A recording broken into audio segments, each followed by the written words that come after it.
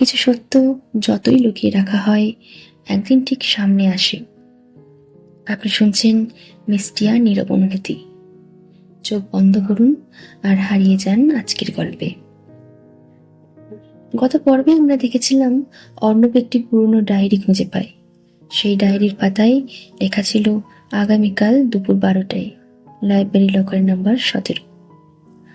আজ সেই লকার খুলতেই সামনে আসবে অর্ণবের জীবনের সবচেয়ে বড় রহস্য। পরের দিন ঘড়িতে ঠিক দুপুর 12টা। আকাশটা মেঘ ঢাকা, হালকা বাতাস বইছে। অর্ণব ধীরে ধীরে সেই পুরনো লাইব্রেরির ভেতরে ঢুকল। জায়গাটা অদ্ভুত রকমের নীরব। মনে হচ্ছিল অনেক বছর ধরে কেউ এখানে আসেনি। দেওয়ালে ঝুলছে একটি পুরনো ঘড়ি। Tick tick tick. প্রতিটা শব্দ যেন অর্ণবের বুকে ধুকপুকুনির সঙ্গে মিশে যাচ্ছে। সে ধীরে ধীরে এগিয়ে গেল লকার নাম্বার 17-র সামনে। তার হাত কাঁপছে। হঠাৎ তার পকেটে কিছু একটা ঠেকল। সে অবাক হয়ে বের করলো একটি ছোট্ট পুরনো চাবি।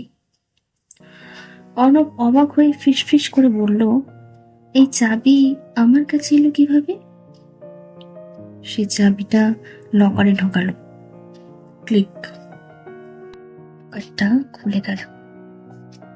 ভেতরে একটি সাদা খাম, একটি নীল রঙের রিবন দিয়ে বাঁধা চিঠির গুচ্ছ, আর একটি ছোট্ট রূপোর লকেট।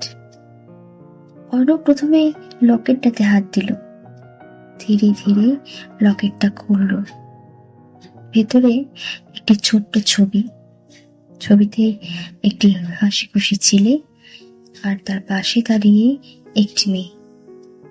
ছেলেটা অর্ণব, মেয়েটা নীলা।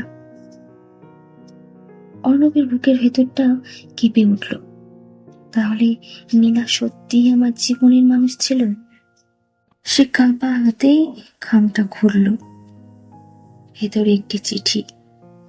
প্রথম লাইনে লেখা, প্রিয় অর্ণব, যদি তুমি এই চিঠিটা পড়ো তাহলে বুঝবো তুমি আমাকে ভুলে গেছো। অর্ণবের চোখ ভিজে উঠল। সে পড়তে থাকলো, তুমি আমাকে কথা দিয়েছিলে কখনো ছেড়ে যাবে না, কিন্তু ভাগ্য আমাদের আলাদা করে দিল।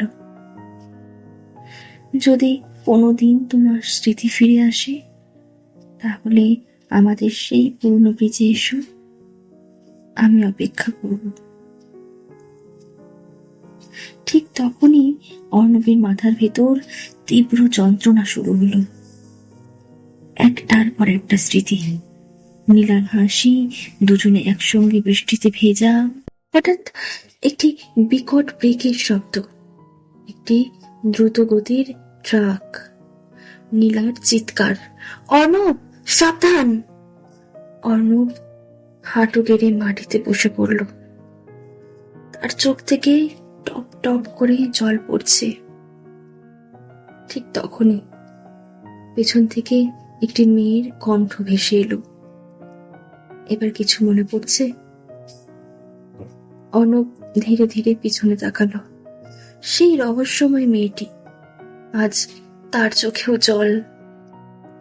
সে ধীরে ধীরে এগিয়ে এসে বলল, আমি এতদিন তোমার জন্যই অপেক্ষা করছিলাম। অর্ণব কাঁপা গলায় বলল, তুমি নীলা? মেয়েটি মৃদু হেসে বলল, না, আমি নীলা নই। অর্ণব স্তব্ধ। আমি নীলার ছোট বোন। ঠিক তখনই অর্ণবের ফোনটা বেজে উঠল। অচেনা নাম্বার। ওপাশ থেকে ভারী গলায় একজন বলল, সত্য জানতে চাইলে আজ রাত ঠিক 12টায় পুরনো ব্রিজে চলে এসো, আর কাউকে বিশ্বাস করো না। লাইন কেটে গেল। অর্ণব ধীরে ধীরে পিছনে তাকালো। দূরে বইয়ের তাকের আড়াল থেকে একটি কালো পোশাক পরা মানুষ চুপচাপ দাঁড়িয়ে আছে। পরের মুহূর্তেই সে অন্ধকারে মিলিয়ে গেল।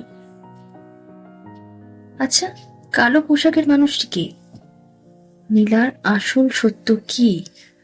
আর পুরনো ব্রিজে অর্ণবের জন্য কি অপেক্ষা করছে? জানতে হলে অপেক্ষা করুন পর্ব 4-এর জন্য।